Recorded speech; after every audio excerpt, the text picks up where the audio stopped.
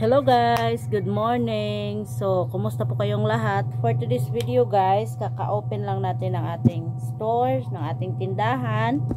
At ngayon ay may si-share ako sa inyo, mag-unboxing tayo ng parcel from Shopee. So, ito po ay binili ko sa Shopee guys, in-order ko, tapos, pero school supply ito guys. Ang ano ko kasi sa school supply guys, para magka-stock ako, nag-order po ako ng kunti-kunti lang para may ano na ako, may school supply na ako na available pag ano na open na ang klase, dahil malapit na mag-open yung klase dito guys sa amin. So ngayon, ito yung parcel guys, ito from Shopee to. Ito ay bond paper na short at saka long. So mag-unboxing tayo guys para at i-share ko ito sa inyo.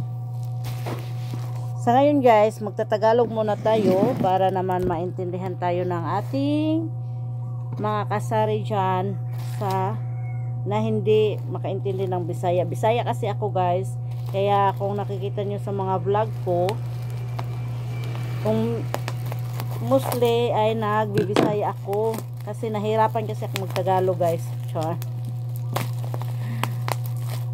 Para hindi ako mahirapan masyado ba pag nagsasalita ako, kasi ang tigas pag nagtagalog. Kaya ayan.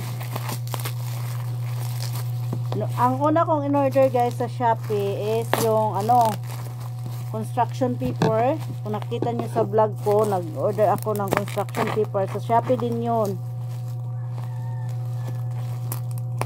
Nababayaran ko doon is 556. Sa 10 color na po. 10 kulay ng construction paper. At saka tig 100 pieces. O diba, solid na. May kita na tayo doon. Char, kita o hindi pa nga naibenta, kita na kagad. Ang gusto ko kasi guys, pag open na ang klase, may klase na, is ready na yung mga school supply ko. Pero kung tutusin guys, marami pa akong kulang. Wala pa akong mga notebook. Meron akong papel dito, yung natira nung last school year, pero kunti na lang din.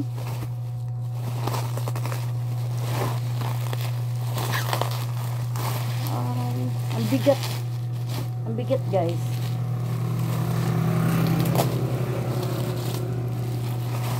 Cactus brand. Cactus yung brand guys, oh. Awa, tingnan yung carton Cactus. Iwan ko kung okay ba yung pagka niya guys, klase ng bond paper. Kung yung makapal or yung manipis lang ba. Gusto ko kasi guys yung makapal para hindi naman yung mga estudyante na bibili. Kasi pag manipis, hindi ko gusto yung manipis kasi guys.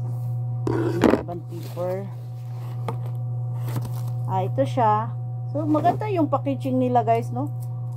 Binabalot talaga nila ng bubble wrap, at saka may pa ganitong carton pa. Ito yung short, 8.5 by 11. So ito ay 500 sheets ito guys.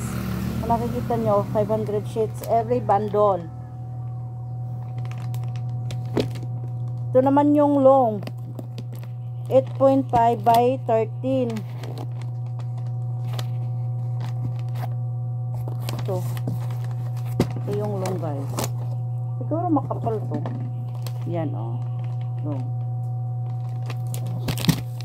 Open lang natin ng konti lang guys, para naman hindi siya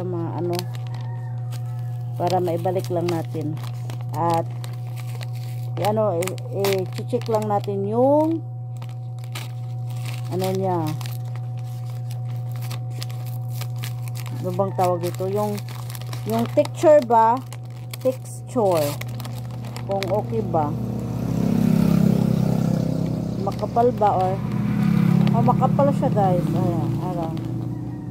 Makapal siya na klase.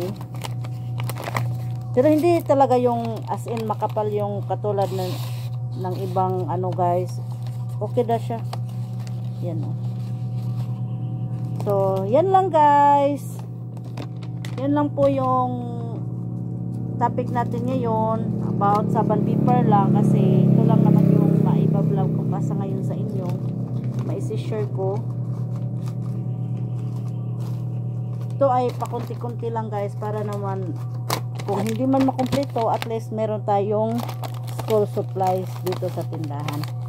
Madagdag ano din ito guys, dagdag yun na nga yung problema ko nito guys kasi pag ano na, hindi na siya maibabalik sa kung gaano siya ka-fit sa loob.